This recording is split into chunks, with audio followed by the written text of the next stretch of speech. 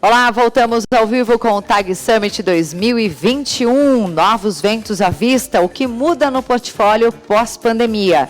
Lembra você que nos acompanha que para participar, mandar as suas perguntas para os nossos convidados painelistas, basta enviar sua pergunta pela nossa plataforma. Ali no chat, você vê ao lado direito do player, onde está sendo transmitido o nosso evento, o espaço adequado para enviar a sua interação, a sua pergunta para os nossos convidados.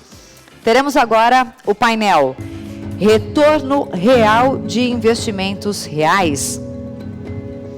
Para participar dessa conversa, eu convido os painelistas João Luiz Braga, sócio e analista de investimentos da Encor, Luiz Felipe Amaral, sócio fundador e gestor da Equitas, e Luiz Liuzzi, sócio fundador e gestor da Quiron.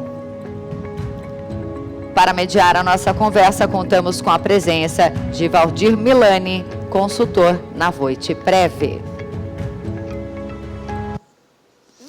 Então, já estamos com os nossos convidados posicionados aqui no palco. Vou passar a palavra para o nosso moderador, o Valdir, e desejar um bom painel para vocês. Bem-vindos.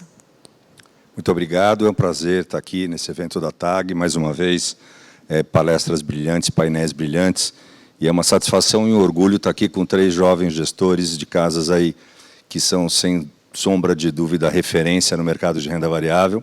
E eu vou pedir, então, para os meus colegas aqui, primeiro para o Liuzzi, que apresente um pouco, fale um pouquinho da casa, fale um pouquinho da Quiron. Depois eu vou passar a palavra para o Braga, para que ele fale um pouquinho da Encor. E depois eu vou pedir para o Luiz também falar um pouquinho da Equitas. Então, por favor, Liuzzi. Obrigado, Valdir. Bom, antes de mais nada, boa noite a todos. Aí, muito obrigado à TAG por essa oportunidade, da gente falar um pouquinho mais aí a respeito do nosso trabalho. Bom, a Quiron é uma casa que nasceu há aproximadamente 4 anos, né? Eu sou um dos sócios fundadores, o outro sócio fundador é o Francisco Ucci, né, que é cogestor comigo na estratégia. A gente trabalhou durante muito tempo, aí, por aproximadamente 20 anos, em casas grandes, né, bem renomadas aí de mercado. E a gente realmente, quando resolveu montar a Quiron, foi algo em que a gente queria fazer uma coisa, vamos dizer assim, diferente, mas usando toda aquela experiência que a gente tinha acumulado ao longo dos anos, né? E eu acho que, assim, num mercado tão competitivo como é o mercado de renda variável, né, e com pessoas tão brilhantes, como é o caso dos meus colegas que estão aqui, né, a gente realmente precisava de algo para poder se diferenciar, né? E eu acho que a gente escolheu aí a questão do foco, né? Então, a gente é uma gestora fundamentalista, né, com um horizonte de médio e longo prazo. A gente só tem um produto, que é um produto long only, e essa carteira é onde a gente toma todas as nossas decisões, tá? Então, eu diria que um dos nossos diferenciais é que a gente realmente está bastante focado para que a gente possa tentar aí conhecer as empresas, né, melhor que a média de mercado e assim obter retornos no médio e longo prazo, tá? A nossa missão ali é buscar empresas que vão passar, identificar, né, empresas que vão passar por um processo de geração de valor operacional ao longo do tempo, cujo esse processo ainda não esteja devidamente refletido no preço das ações, né? Então, a gente acredita que essa é a nossa missão principal aí. Bom, hoje nós estamos com aproximadamente 3,8 bi sob gestão, né? Somos um time aí de 15 pessoas. Enfim, eu acho que esses são os principais dados aí. Maravilha, Liuzzi, obrigado. Braga, fala um pouco para a gente da Encor, por favor. Claro, primeiro um prazer estar aqui entre amigos, né? A gente conversa sobre o mercado, se encontra e faz almoço já que há 20 anos. Bom, a Encor é uma casa super nova, né? A gente completou semana passada 6 meses só de fundo. A minha história, né? Eu trabalhei muitos anos com o Stuberger, lá no atual Verde, né? Na época Reding Grifo. Depois eu queria empreender e um cara chamado Guilherme Benchimol me chamou, isso em 2014, tá? Me chamou para jantar. E falou assim, pô, João, empreende aqui dentro dessa empresa aqui, chama XP, né? Era pequenininha. Tipo, ontem saiu o resultado da XP, né? Lucraram 1 bi no trimestre. Quando eu estava analisando, a empresa tinha lucrado, tipo, 40 milhões no ano, né? Tipo, como mudou, né? E foi muito legal ter ido para a XP, isso lá no final de 2014, porque, de fato, fui empreender e aprendi muito lá, né? Pegar aquele crescimento foi muito legal, mas também pelo lado do aprendizado. Mas a vontade de empreender nunca morreu, para perpetuar. Qual que é a ideia de fundar uma empresa assim? É perpetuar, fazer a coisa do jeito que a gente acredita, que a gente gosta, né? Porque a gente ama o que a gente faz. Eu quero, pelos próximos 40 anos, fazer assim, e ter certeza que vai ser desse jeito. É muito disso. Mas eu estava muito feliz na XP, estava super feliz lá. Então, eu conversei com o Guilherme, falei, Guilherme, assim, dá para eu realizar esse sonho e não deixar de estar aqui meio que nesse ecossistema? E a gente construiu um jeito junto, a XP, nossa minoritária. E foi muito legal, e eu dei a sorte da vida de achar 16 outras pessoas, hoje somos 17 lá, que estavam na mesma fase de vida que eu, também querendo construir, querendo empreender, querendo perpetuar esse sonho. Ficou super legal, e o diferencial que a gente quer trazer para a Encore é muito legal você parar o carro e poder trocar o pneu quando o carro está parado, né? Foi o que a gente fez mais ou menos aí no ano passado.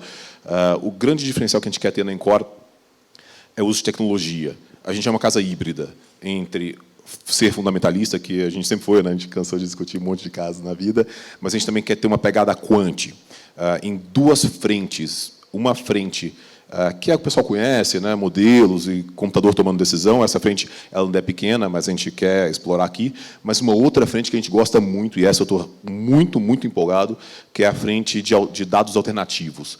A Encore já gera, hoje, mais ou menos uns 15 GB de dados por dia, de dados alternativos que a gente usa na nossa análise. E é por isso que o time tem que ser um pouco maior, porque tem pessoas de quant, tem programadores, tem tudo isso. Então, por isso que a gente tem 17 pessoas, mesmo sendo fundo, que ainda só tem meio bi, a gente ainda está pequeno. Mas essa é a ideia, é tentar agregar bastante tecnologia na análise. E, por enquanto, está super divertida a experiência de empreender. Maravilha, obrigado. Luiz, fala um pouco para a gente, para quem está assistindo aí, sobre a história da Equitas, por favor. Joia, primeiro, boa tarde a todos, obrigado pelo convite, pessoal da TAG, Valdir, prazer enorme estar com vocês aqui. Bom, a Equitas é uma gestora com 5 bilhões de reais sob gestão, tem 15 anos de histórico, a gente é um grupo, eu sou sócio-gestor, fundador da empresa, somos um grupo com 30 pessoas, cujo assim, o principal foco, né, e o nosso diferencial está em entendimento sobre dinâmicas de negócio. Né? A gente se propõe a entender sobre fundamentos de empresas, entender dinâmicas concorrenciais dos setores, ter uma visão de como é que as empresas se diferenciam, né, onde é que estão os diferenciais de cada um e como é que isso vai levar elas a, no horizonte médio e longo prazo, enfim, gerar retorno para os seus acionistas. Então, é daí que vem a nossa abordagem de investimentos. A gente tem duas estratégias bem complementares. O nosso histórico foi formado em cima da estratégia de ações líquidas, né? E mais recentemente, a gente montou um time que trabalha bastante junto com a nossa equipe de gestão, um time de Venture Capital. Então, nos dá um olhar também sobre empresas na sua fase inicial, que tem negócios que estão em formação, tem outros elementos ali que se dão um peso maior nesse tipo de negócio, mas, no final das contas, o cerne aqui, o que a gente está por trás, é a mesma coisa, né? É o entendimento sobre dinâmicas de negócio. A gente, eu falei, somos 30 pessoas internamente na equipe, 6 sócios. Também fizemos recentemente um investimento nessa área quantitativa, desse final de 2019, a gente acabou fazendo uma parceria que evoluiu para a aquisição de participação numa empresa que é focada justamente nisso, em análise de dados. Então, a gente tem cada vez mais tentado, eu não sei exatamente onde é que esse negócio vai dar em termos de resultado prático, mas a gente não tem dúvida que tem muitos insights que a gente vai conseguir trazer para a nossa análise vindo desse uso e análise de dados menos estruturados. Então, bem na linha do que o João está fazendo, a gente também está lá, é um grupo de 11 pessoas dedicadas com um perfil diferente, não a gente manteve a participação numa empresa separada, porque é um perfil de investidores, de profissionais diferentes, são cientistas de dados, são, enfim, PhDs em matemática, tal, é uma turma um pouquinho diferente. Mas, enfim, de novo, o cerne da nossa atuação é entendimento de negócios e fundamento de empresa. Maravilha, obrigado. Bom, a gente tem algumas coisas aqui importantes. Primeiro, a gente tem que cumprir um tempo, né? Essa história desses painéis online, a gente tem tempo e vai cumprir rigorosamente esse tempo aí para bem de todo mundo que está vendo e de todo mundo que está participando aqui. Vocês já perceberam que os nossos convidados são extremamente pragmáticos. Então, a gente vai tentar ser o mais pragmático possível e falar de pontos e de coisas que são interessantes para vocês que estão aí nos assistindo. Então, a primeira coisa que eu quero fazer é perguntar para você, Luiz. a gente falou aqui, todo mundo falou de tecnologia, a gente vive em tecnologia e tudo mais. Mas eu tenho uma coisa, porque eu venho de mercado financeiro. Aquele mercado financeiro tradicional. Esse negócio de mercado financeiro tradicional morreu? Você tem alguma coisa de bom para falar de mercado financeiro e para contar para quem está nos ouvindo com relação a empresas que estão listadas na Bolsa? Não, certamente, tem muita coisa boa para falar, mas tem vários desafios, né? A coisa boa para falar é que é um mercado gigantesco, muito pouco desenvolvido ainda, quando se compara com mercados desenvolvidos. Aqui a gente está numa fase ainda bem inicial de desenvolvimento, em função de tudo que a gente viveu ao longo de décadas, com um patamar de taxa de juros que acabava reprimindo o desenvolvimento do mercado de capitais e a atuação do Estado muito forte, né? Então, o que aconteceu nos últimos anos, com uma queda estrutural do patamar de taxa de juros e a saída do Estado, principalmente do BNDES, que é um grande competidor do mercado de capitais, se abre um espaço aqui gigantesco para o setor financeiro se desenvolver. Então, essa é a boa notícia, que acho que todo mundo que estava aí se beneficia. O que é o desafio, né, que talvez não seja tão boa notícia, um desafio maior para os players tradicionais, é que esse é o setor, talvez, que esteja passando por uma maior ruptura tecnológica, né? Era um setor que até pouco tempo atrás, se olhava para os grandes bancos no Brasil, tinha ali uma configuração de market shares muito bem definidos em quase que todas as linhas de negócio. Isso vem do histórico lá de trás, no final dos anos 90, quando aconteceu a consolidação, quer dizer, poucos players bem definidos que conseguiam crescer junto com o mercado, mantendo seu share, com margens altíssimas e com barreiras de entrada muito grandes. É muito difícil romper essa dinâmica. O que aconteceu recentemente é que, com a queda, com o desenvolvimento de mobile, né, que você acaba substituindo a necessidade de agências físicas para chegar no investidor, no cliente final. Você não precisa mais de investimento físico, a capilaridade que o mobile dá é gigantesca. Então, essa é uma barreira que caiu. A outra é no lado de processamento, né? A gente via sempre lá atrás, e a gente que é um pouco mais velho, a gente via esses bancos, o pessoal fazia visita ao centro de processamento de dados do Unibanco, né? Aquela coisa, poxa, é um diferencial, um bunker lá, bilhões e bilhões de reais para montar aquilo.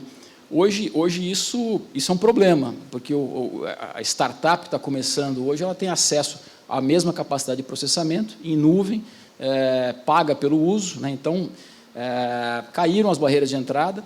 E do lado cultural, né, essas empresas começando do zero, com agilidade, com propósito, elas conseguem criar dinâmicas de inovação muito mais rápidas, né, que as empresas aí, legado, têm dificuldade de atuar. Então, e outra coisa mais recente, assim, isso já é visto pelas grandes fontes de capital no mundo todo. Então, hoje, a oportunidade de investimento em fintech na América Latina, eu diria que é vista como talvez uma das maiores oportunidades de inovação no mundo. Esse negócio é visto assim, por investidores que não são tradicionais investidores de América Latina ou de Brasil. Esse ano, no começo do ano, teve uma coisa até emblemática. Tem um fundo de venture capital bem conhecido no Vale do Silício, chamado Andreessen Horowitz, que é fundado pelo Mark Andreessen e pelo Ben Horowitz, trabalharam, fundador do Netscape lá atrás, super reconhecido, tinha quase nada de Brasil, tinha uma participaçãozinha numa empresa na Loft, fizeram uma carta, em português, inclusive, descrevendo essa oportunidade, uma oportunidade de ruptura num mercado gigantesco, com margens muito grandes, quer dizer, ainda fazendo um título assim, bem provocador, né? Só a margem é a minha oportunidade. Então, mostra assim, que, além de tudo, a oportunidade, você vai ter capital em abundância vindo para esses desafiantes dos players legados. Então, eu acho que vai ter bastante desafio aqui pela frente para os players tradicionais manterem as suas margens e os seus shares de mercado como vinha no passado. Maravilha. E aí, Braga, eu quero te perguntar o seguinte, você falou aí, esses dias, soltou um relatório falando sobre o Open Banking, né? Então, divide conosco aí um pouquinho sobre o teu conhecimento disso e como é que isso vai impactar as casas velhas lá do Unibanco, assim, vamos lembrar de bancos mais antigos, né, mercantil e essas coisas. Conta para a gente aí um pouco, por favor. Pois é, como se não bastasse, né, tudo que o Amaral falou já sobre competição de fintech, todo esse cenário, ainda tem uma coisa acontecendo muito curiosa agora, né, que é o regulador promovendo competição e de uma forma bem forte, né? Talvez incomodado com esse passado, né? O fato de 5 bancos terem mais de 80% de share e tudo isso, né? Você vê a velocidade, o empenho de coisas como, por exemplo, o Pix, né? O Pix, quem ouviu falar do Pix 3 meses antes de começar, né? De repente, hoje já está na realidade de todo mundo aqui e foi super implementado, né? E outra coisa que tem a questão que para chegar no Open Banking, né, que é o incentivo à competição, a gente tem visto claramente uma diferença, uma que a gente chama de arbitragem regulatória, né? As fintechs que o Amaral cita são menos reguladas, mesmo valendo 30 bi de dólares, como uma delas ali, elas são menos reguladas do que os bancões tradicionais. Então, claramente, para poderem competir, talvez com um diferencial, dado que capital ou presença anterior favorece os incumbentes. E aí vem o tal do Open Banking, né? O Banco Central estudou. Para começar, a gente deu uma sorte grande, né? Que é o fato de que a gente não é o primeiro, a gente não é o pioneiro. Então, já aconteceu na Inglaterra, Coreia do Sul, já aconteceu em outros lugares por aí. E aí, os erros cometidos nos outros lugares, o Banco Central já aprendeu e já começou do jeito certo. O que é o Open Banking? Vamos começar do começo. A teoria sobre o Open Banking é: o Liuzi tem a sua vida bancária lá, os dados são dele. E ele deveria poder compartilhar esses dados com quem ele quiser. Faz sentido, racional, beleza. E os sistemas são fechados, obviamente o Bradesco não compartilha os dados do Liuzi com o Itaú e vice-versa. O Open Banking não, agora vocês vão ter que abrir esse dado, porque o dado é do Liuzi. Bonito. São 4 etapas, vão fazendo. A primeira era só abrir todas as informações sobre produtos. A segunda etapa, que era para ser no mês de julho, foi prorrogada agora, se não me engano, 13 de agosto. Já começa o jogo a ficar mais legal, que é as APIs, né, a deixar o jeito tecnológico fácil dos outros bancos realmente consultarem e acessarem, e aí já começar a ter acesso ao dado. Aí já começa a ficar legal. Por quê? Porque isso, acredite, todos os bancos vão fazer. E para escrever essa carta, eu falei com, sei lá, 40 pessoas, inclusive com o regulador. O que é, né? Eu, já tendo acesso aos dados, o que eu vou montar? Um consolidador. Você vai conseguir ver sua vida bancária em qualquer banco que você esteja, a partir de qualquer banco. Então, o Itaú vai fazer o dele e tal. E aí eu já começo com uma provocação aqui, né? O banco que vale 30 bi de dólares começou com um produto que era um cartão de crédito. Todo mundo aqui já tinha. Zero novidade. E como é que conseguiu chegar tão longe? Experiência de usuário, né, que é brilhante, é muito melhor. Por quê? Tecnologia, agilidade, tudo aquilo ali que o Amaral falou. Então, quando você tiver um consolidador, qual consolidador vai ser melhor? Para começar, né? O do cara da tecnologia ali ou do estatal, enfim. E aí vamos para a terceira e quarta etapa. Terceira etapa, você vai poder, deste consolidador, em qualquer banco que você tiver, pagar uma conta com dinheiro que pode estar no Itaú, Bradesco, não importa. Nossa Senhora. E aí a quarta, que é investimento, é tudo. É uma possibilidade de abertura para competição, para redução. Por exemplo, hoje em dia, você quer fazer um crédito imobiliário, você vai lá, senta com o gerente, pede, vai no outro, demora para caramba e tal. Você fazer isso apertando um botão, vai ser um clique. Assim, é muito rápido. Mas, assim, chega num nível... O Open Banking vai promover uma competição... Aí eu posso falar aqui por vários minutos, eu não vou fazer isso, sobre várias as consequências. Eu acredito que o principal produto do Open Banking a gente ainda não conhece, a gente nem imagina, vai ser alguma inovação tecnológica do futuro.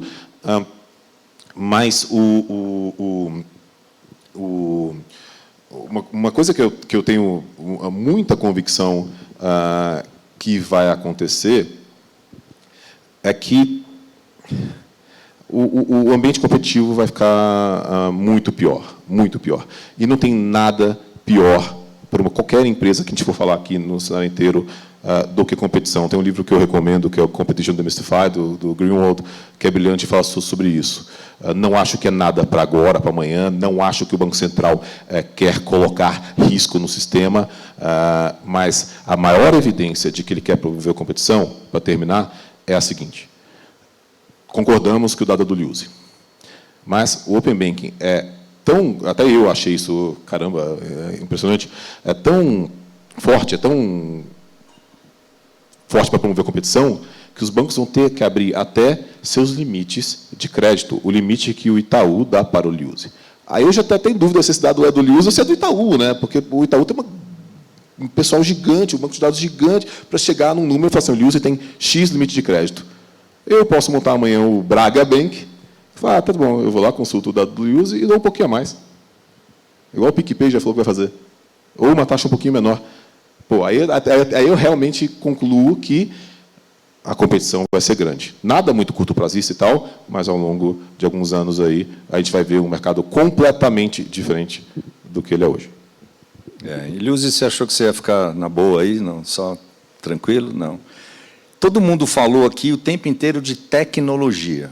Eu queria que você falasse para a gente um pouco como é que é a tua visão das empresas da Bolsa de Tecnologia, como é que você vê o banco tradicional, o Open Banking e a tecnologia casados, por favor. Vamos lá. Bom, acho que, em primeiro lugar, assim, eu concordo com as opiniões dos meus colegas aqui. A gente vê também um mercado aí muito competitivo, né, a competição aumentando bastante.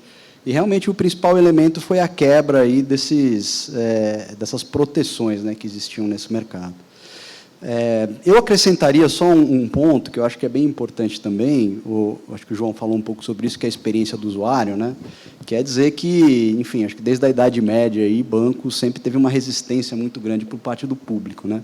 Quando a gente fala dessa geração nova que está chegando aí, todo mundo com uma cabeça assim, né, mais tecnológica e etc., fica muito mais fácil entender, né, o conceito de um banco virtual e etc., do que era há 15, 20 anos atrás. Então, acho que é mais uma barreira que caiu também e que cada vez mais vai permitir, né, que esses novos competidores aí possam se desenvolver no mercado, né?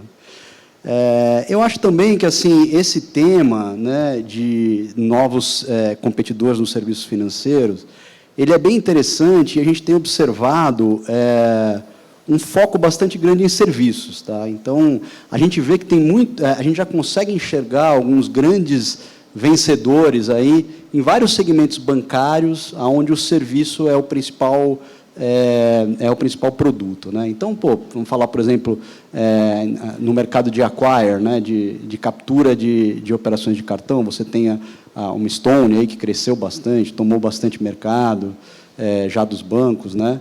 Mas, enfim, eu acho que tem vários outros segmentos também que a gente pode dar de exemplo aqui em que isso está acontecendo. Eu diria que, assim, o segmento mais difícil de se penetrar é o segmento de crédito, né?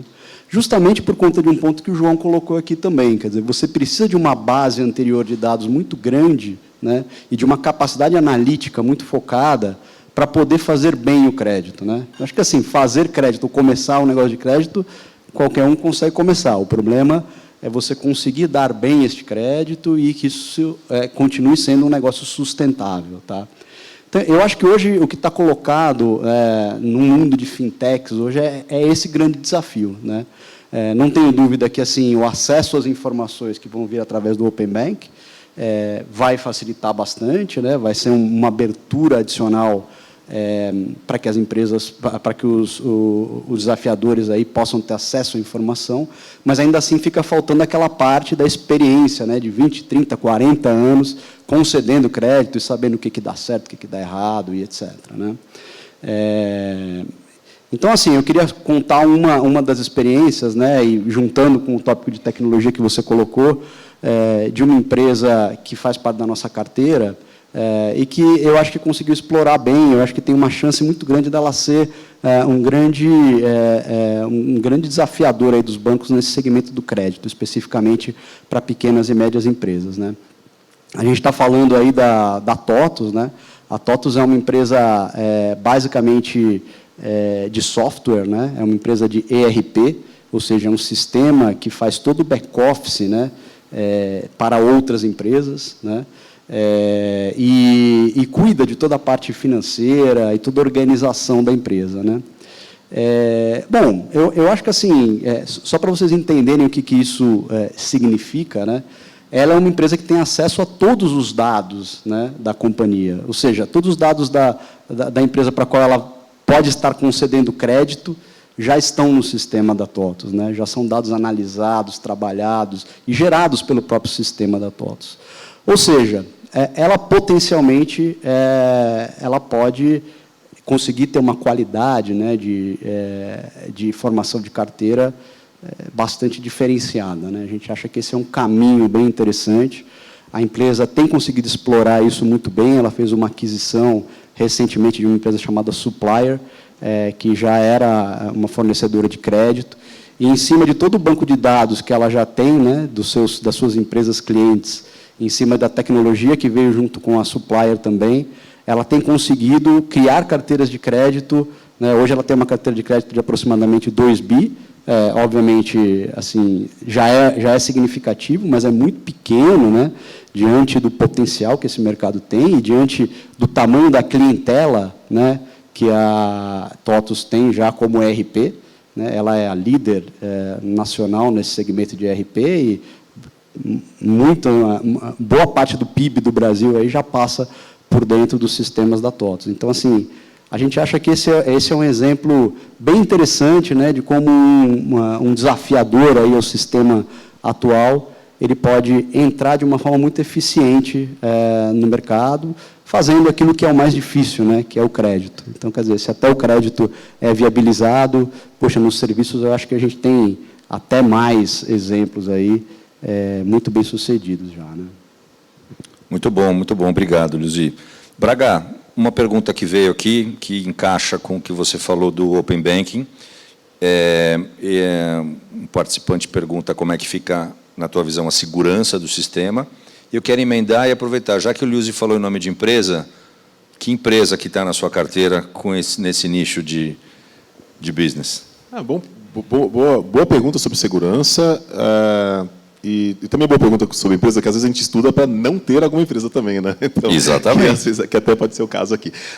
Mas a questão de segurança é curiosa, né? Porque o Luzi falou, né? Tipo, a galera não gosta... Banco, nunca vi ninguém falar, nossa, eu sou tão fã daquele banco, né? É um business que a galera não é muito fã. Mas todo mundo tem percepção de segurança.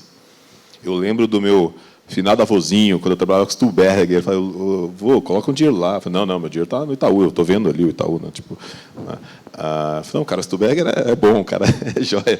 Não, Itaú. Então, assim, existe uma percepção grande de segurança que, obviamente, deve se preocupar. Primeiro, o Banco Central ele é muito preocupado com isso, e existe uma série de homologações, o negócio é feito de uma forma super profissional, assim como é o Pix.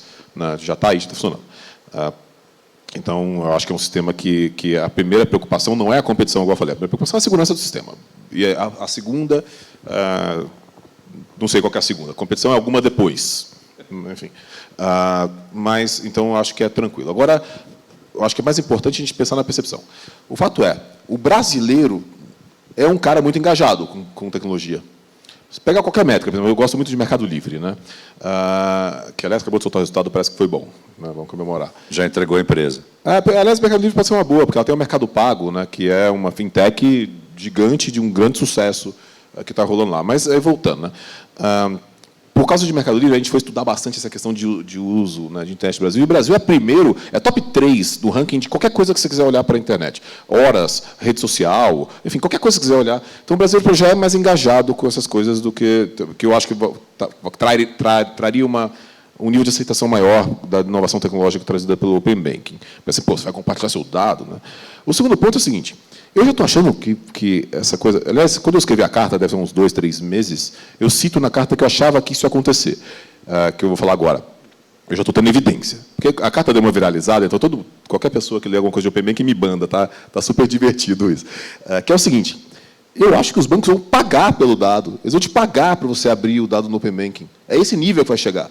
Lembra quando o Pix começou, que a galera tinha propaganda na televisão, faça seu Pix comigo aqui, né, sua chave Pix e tal, aí o Ana Paula Rossi do Santander, né, enfim, aquela coisa. Né. No Open Banking já começou a ter propaganda na televisão, um amigo meu já recebeu, se você quiser entrar lá no Itaú, o Itaú já te paga R$30 para você abrir, 15 reais, sei lá, quantos reais para você abrir via tal card. Então, isso já está acontecendo. Isso é CAC, isso é Customer Acquisition. Né? Há pouco tempo atrás, você pagava para ter um cartão de crédito. Hoje você quer receber o tal do cashback, né? Para ter um cartão de crédito. Com o Open Banking vai acontecer a mesma coisa. E aí, sei lá, se o pessoal ficar tão preocupado com segurança, quando receber uma graninha para abrir o dado. E fala, beleza, é meu dado. Né? Vamos combinar que todo mundo senta na Deep Web e todo mundo vai achar o dado de todo mundo lá. Mas, enfim. Então, é por isso que eu acho que vai pegar mesmo, que o Open Banking vai pegar mesmo com essa questão da segurança, com medo da segurança. Eu não tenho tanto medo, porque eu acho que o negócio está sendo construído de forma super bem, assim como foi o Pix. E aí, abrindo uma posição, já que a gente está falando disso, o Mercado Livre, porque o Bill Gates tem uma frase que eu acho genial, né, que ele fala que banking, o sistema bancário, é necessário. Bancos não são. Cara, a gente vai fazer... Você sabia, aliás, quem me falou isso foi o Arthur Wittmann, que está hoje na XP, que foi meu sócio lá na Grifo, lá atrás. Sabia que o maior fundo DI, né, o Money Market, da China, sabe onde está? No Alibaba.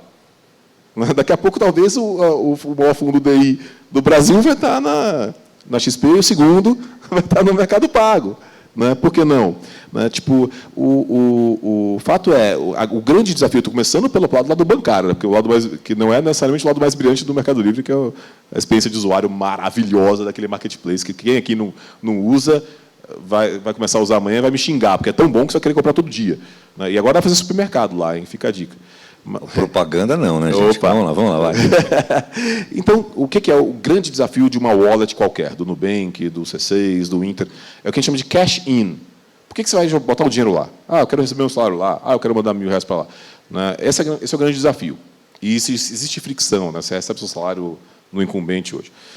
O Mercado Livre já tem menos esse desafio, porque todas as lojinhas lá que vendem lá, que é um GMV gigantesco, é muito dinheiro, o pagamento já cai lá. Então, o cash-in já é automático, para começar. Aí lá você pode usar, você pode deixar o dinheiro lá, você pode aplicar no fundo, por isso aí vai. Então, tem muita opcionalidade na parte financeira do Mercado Pago. E o marketplace de lá é um efeito rede, que a gente chama, que é muito bacana. Né? As lojas querem estar lá, porque disparado é o que tem mais cliente.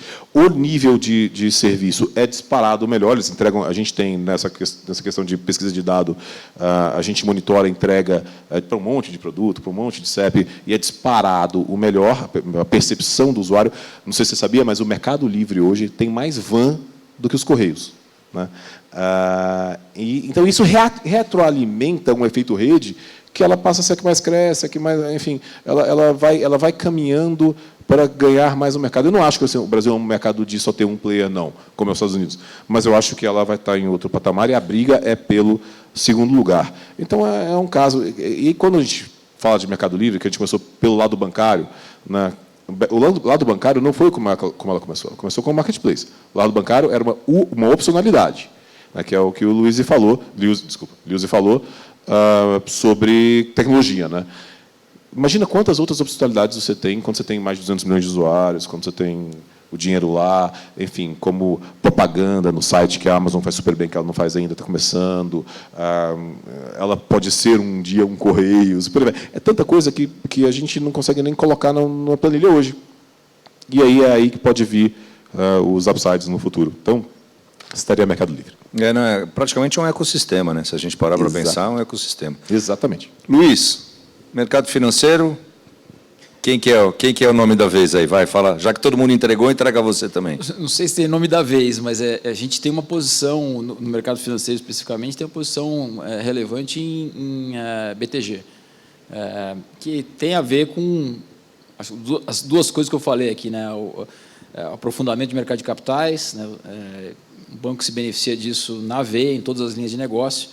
E do lado de transformação, apesar de não ser uma empresa de tecnologia, e comparando com fintechs, também tem um catch-up para fazer que está atrás, mas é um banco bem posicionado no sentido de que tem como fazer esse acompanhamento, acho de forma até rápida, e se beneficiar dessa queda de barreira de entrada que aconteceu.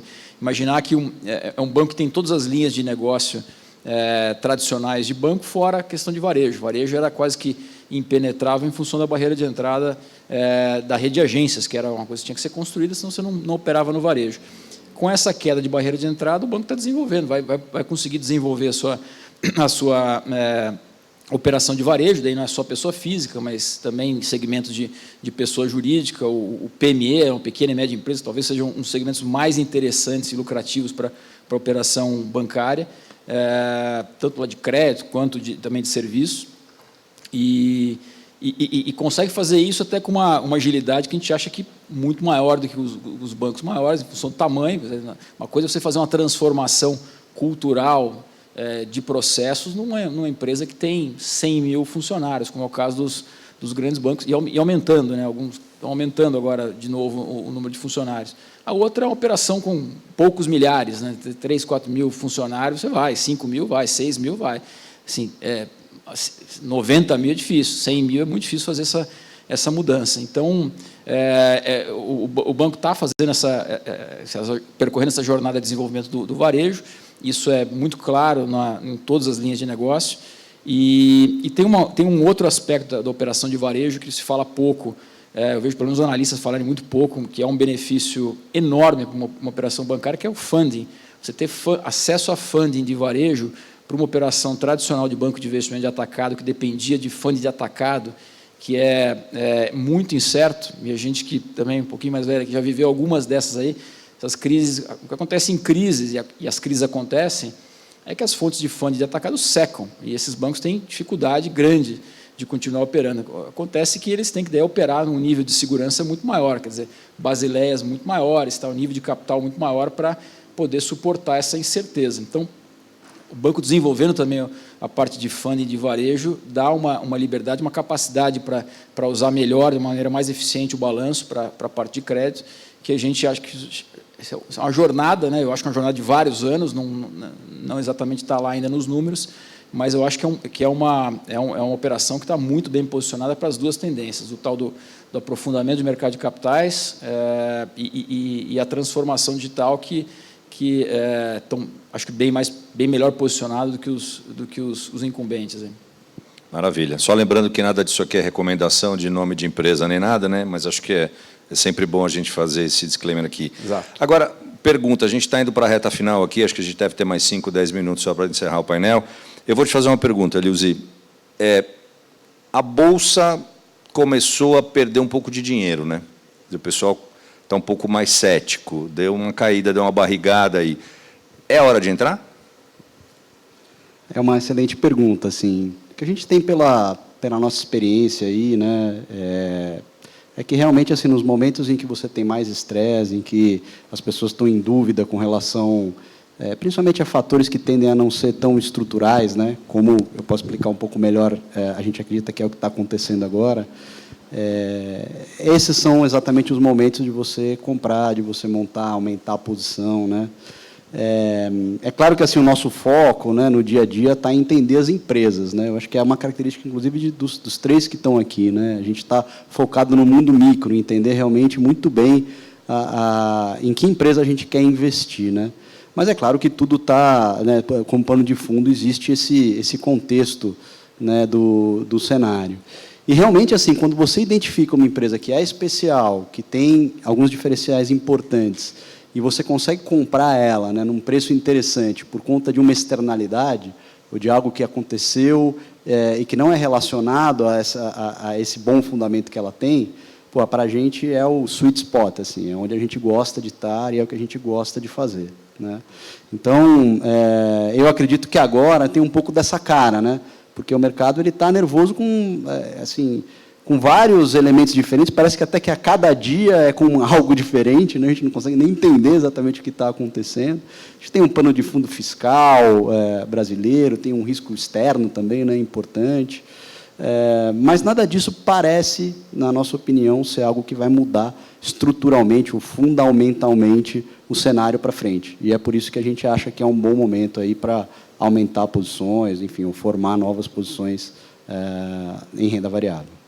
Braga, Luiz, mesma pergunta, vamos lá, porque eu acho que esse tema é importante. Eu imagino que vocês pensem parecido, mas eu acho que é muito legal pontuar essa questão mesmo, desse Perfeito. momento. Não, concordo pra caramba, mas eu tenho algo a adicionar, sim, né?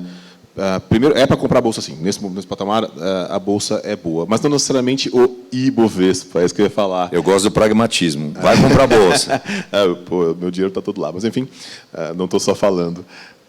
O fato é o seguinte, quando você vem de uma crise, igual a gente teve ano passado, cara, vai no índice, né? Tudo vai subir, né?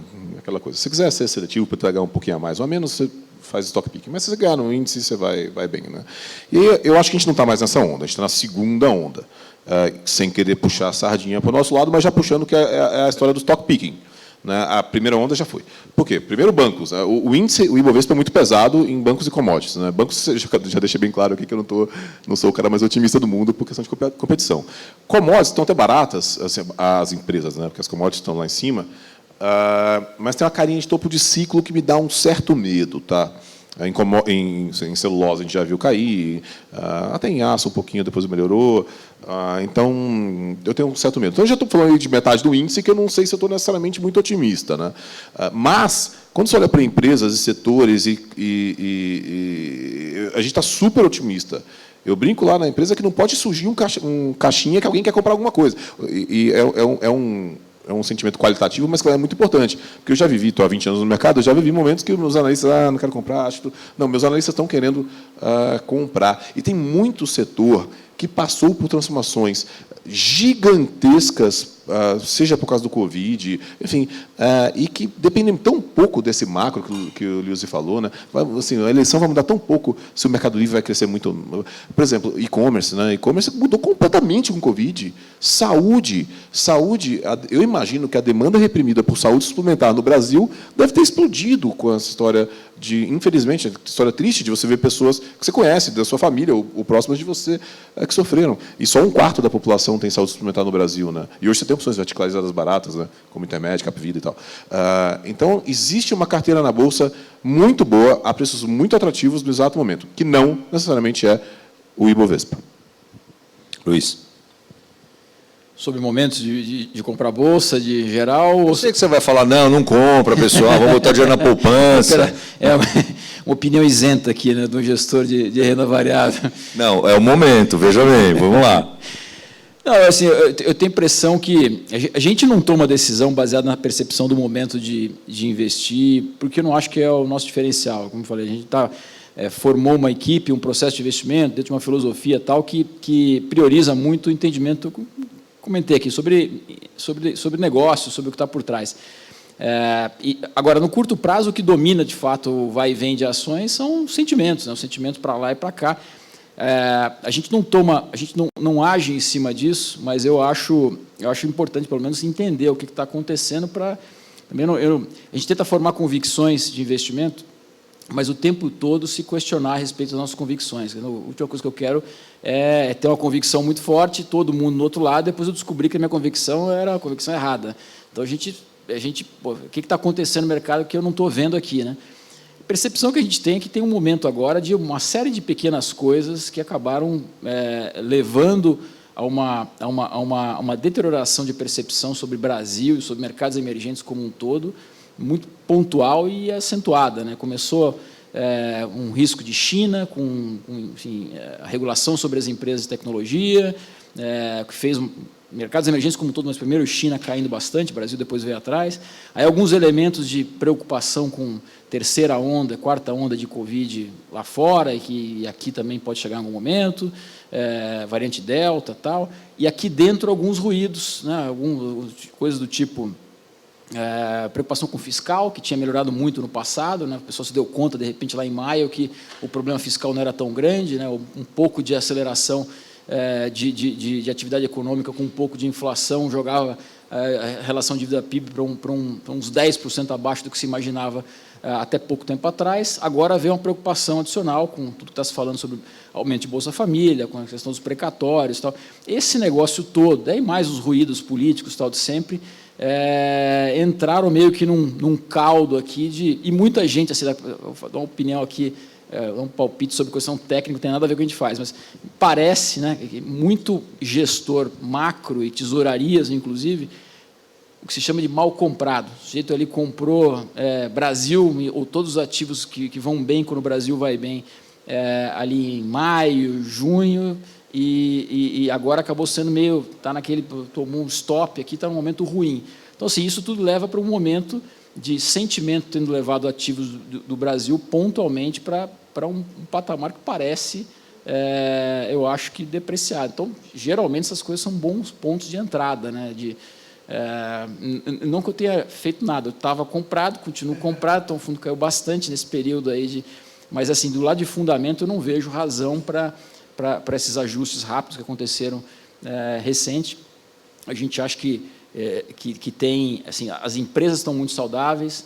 Você teve um momento aqui de lucros surpreendentes no primeiro trimestre, agora tem uma safra de lucros bastante robusto, acho que não vai ser tanto surpresa, que já está bem incorporado a expectativa positiva, mas são lucros bem sólidos, bem resilientes, crescimentos em várias empresas, vários setores, E concordo com o João, quer dizer, não tem, a história do Ibovespa vai ficar cada vez com o mercado se desenvolvendo, com mais empresas vindo, fazendo IPO, que a gente vai sair daquela situação que a gente viveu durante muito tempo, que é ter que fazer escolhas entre 2 ou 3 nomes de consumo, um pouco mais discricionários, um pouco mais cíclicos, posição em commodities, e esse jogo de onde é que você coloca as suas fichas nesses macro setores dava a performance do seu fundo. Acho que vai ter muito mais matéria-prima para a gente trabalhar no sentido de escolher as empresas que têm questões idiosincráticas, quer dizer, específicas delas, que vão se sobrepor eventualmente ao ruído do macro, porque o Brasil é ruidoso mesmo, né? A gente,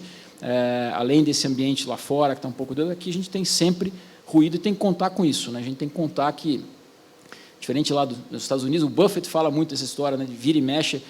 Investir em longo prazo nos Estados Unidos dá muito certo, porque você está exposto a uma dinâmica muito favorável, uma economia que tem uma governança estabelecida há 200 e quase 50 anos, e as coisas funcionam, o mercado de capitais funciona, tem uma criação de riqueza numa economia produtiva. O Brasil não é isso. O Brasil é ruidoso, o Brasil a cada 3 ou 4 anos é uma crise. O Brasil é uma história de criação de riqueza, porque tem um mercado muito grande, escala, empreendedores, empresários, heróis aqui que conseguem formar vantagens competitivas e com isso se beneficiar, inclusive dessa dinâmica de ambiente de negócio muito desafiador, que acaba sendo pior para o novo entrante, né? Então, os incumbentes aqui têm uma certa vantagem e uma certa margem maior para criar valor em cima dos seus diferenciais. Então, essas são as histórias que a gente tenta identificar e se posicionar fora do Ibovespa. Maravilha. Bom, eu vou agradecer aqui Liuzi, Braga, Luiz, acho que foi muito enriquecedor, a gente ficou devendo talvez 1 ou 2 respostas a perguntas, mas a gente com certeza vai encaminhar isso para a TAG para responder para as pessoas que nos ouviram. Agradeço de novo a TAG pelo convite, espero que vocês tenham gostado do painel, e acho que agora eu paro de falar por aqui, agradecendo de novo vocês, e como é que encerra aqui nossa hostess? Já estou aqui posicionada, Aldir, quero agradecer imensamente a sua moderação aqui. Obrigada a todos os nossos painelistas pelo conteúdo, por reservarem um tempo na agenda para estarem aqui conosco no TAG Summit 2021. Muito obrigada. Obrigado. Bom, então a gente vai fazer aqui uma pausa rapidinha, um intervalo para você fazer aquela visita na sala dos patrocinadores, lembrando que a sua interação vale prêmios e pontos lá no ICSS, tá? Então não deixe de participar, daqui a pouquinho a gente volta com mais conteúdo para vocês. Até já.